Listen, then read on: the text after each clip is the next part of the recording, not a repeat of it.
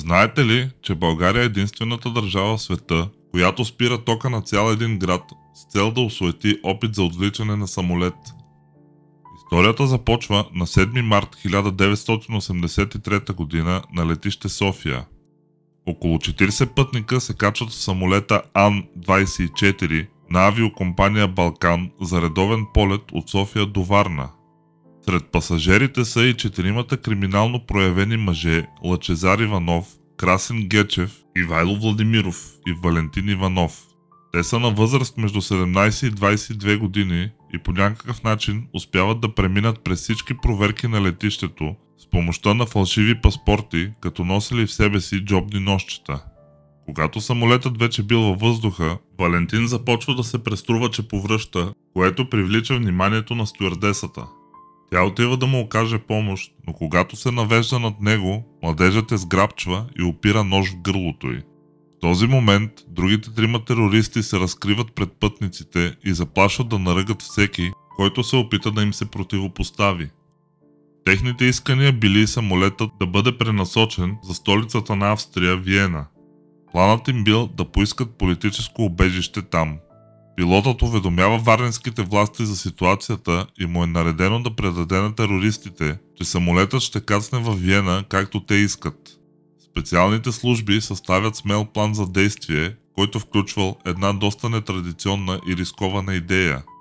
На пилота му е наредено да кръжи известно време над българска територия, за да симулира времетраенето на полет до Виена, след което да кацне във Варна, където четиримата мъже да бъдат обезвредени от органите на реда. За да заблудят похитителите, че вече не са в България, властите решават да спрат електрозахранването на цяла Варна. Но преди да го направят, криминалистите уведомяват болниците в града да са в готовност да включат резервните си генератори, за да могат да продължат да работят при спешни случаи. Токът във Варна е спрян за час. Самолетът се отправя към затъмненият морски град, а когато в полезрението на терористите попаднало Черно море, те го помислили за река Дунав. Машината каца на няколко стотин метра от пътническия терминал на летище Варна, а спецслужбите изпращат на борда двама служители на летището, които да се представят за част от очакваният от престъпниците австрийски персонал. Това са Марта Константинова и Стоян Милков, който тогава бил заместник-началник на гранична полиция на аерогарата. И двамата знаели отлично немски език и били готови да помогнат с акцията. И така те биват посрещнати от тримата терористи, докато четвъртият, Валентин Иванов, се бил заключил с стюардесата в тоалетната, заплашвайки да я убие. Марта и Стоян започнали разговор на немски, но единият похитител разпознал, че якето на Стоян е българско производство и извикал: "Излъгали са ни, това не е Виена, сега ще колим." В този момент специалните части нахлуват в самолета и обезвреждат престъпниците, като Валентин е застрелян и умира преди да успее да вземе живота на стюардесата. Тя е ранена в шията, но за щастие оцелява.